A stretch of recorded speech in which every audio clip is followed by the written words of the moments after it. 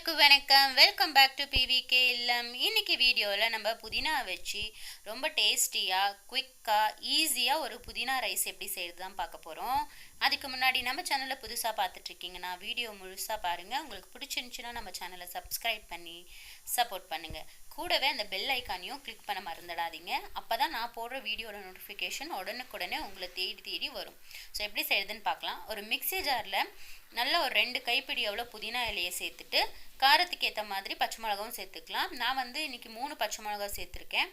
அதையும் சேர்த்துட்டு நல்லா அரைச்சி எடுத்துகிட்டு வந்துடலாம். பாருங்கள், இந்த அளவுக்கு அரைச்சாச்சு. அவ்வளோதான். இப்போ நம்ம தாளிச்சுக்கலாம். ஸ்டவ் ஆன் பண்ணி பேனை வச்சுட்டு கொஞ்சம் எண்ணெயை வந்து தாராளமாக சேர்த்துக்கலாம். வெரைட்டி ரைஸ் செய்யும்போது தாராளமாக சேர்த்தோன்னா நல்லாயிருக்கும் டேஸ்ட்டு. ஒரு 1/4 டேபிள் ஸ்பூன் கடுகு, 1 டேபிள் ஸ்பூன் அவ்வளோ உளுந்தம்பருப்பு, 1 டேபிள் ஸ்பூன் அவ்வளோ கடலைப்பருப்பு, கூட கொஞ்சம் நிலக்கடலை. ரொம்ப கிறிஸ்பியாக இருக்கும். பசங்க வந்து இதெல்லாம் இருந்தால் க்ரன்ச்சியாக நல்லா விரும்பி சாப்பிடுவாங்க. இப்போ இது கூட கொஞ்சம் பெருங்காயத்தூள் சேர்த்துக்கலாம். நல்லா எண்ணெயிலேயே வறுத்து விட்டுக்கலாம். மறக்காமல் பெருங்காயத்தூளை சேர்த்துக்குங்க. ஏன்னா கடலைப்பருப்பு, நிலக்கடலை இதிலெல்லாம் கேஸ் ப்ராப்ளம் இருக்கிறதுனால நம்ம அதை கண்டிப்பாக சேர்த்துக்கணும். கூட ஒரு 3 காஞ்ச மிளகாவை கிள்ளி சேர்த்துக்கலாம்.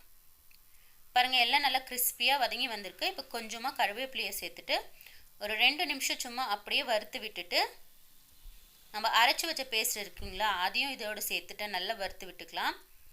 அந்த பச்சை ஸ்மெல்லு போய் அந்த பேஸ்ட்லேருந்து எண்ணெய் திரிஞ்சு வரணும். அது வரைக்கும் நம்ம நல்லா வதக்கி விட்டுக்கலாம்.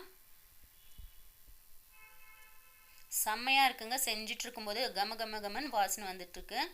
அவ்வளோதாங்க, ஆல்மோஸ்ட் எல்லாம் நல்லா வதங்கி வந்திருக்கு. இப்போ தேவையான அளவு உப்பையும் சேர்த்துட்டு நம்ம வேக வச்சு நல்லா ஆற வச்ச ரைஸை இதோடு சேர்த்து மிக்ஸ் பண்ணி விட்டுக்கலாம்.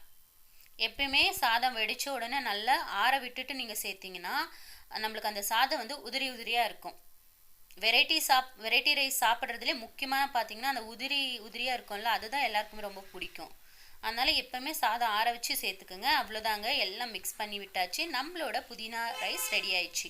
கண்டிப்பாக இந்த ரெசிபி உங்களுக்கு பிடிச்சிருக்கும்னு நினைக்கிறேன். பிடிச்சிருந்தா லைக் பண்ணுங்கள், ஷேர் பண்ணுங்கள், கமெண்ட் பண்ணுங்கள். மறக்காமல் நம்ம சேனலை சப்ஸ்கிரைப் பண்ணி பெல் ஐக்கானையும் கிளிக் பண்ணி வச்சுக்கோங்க.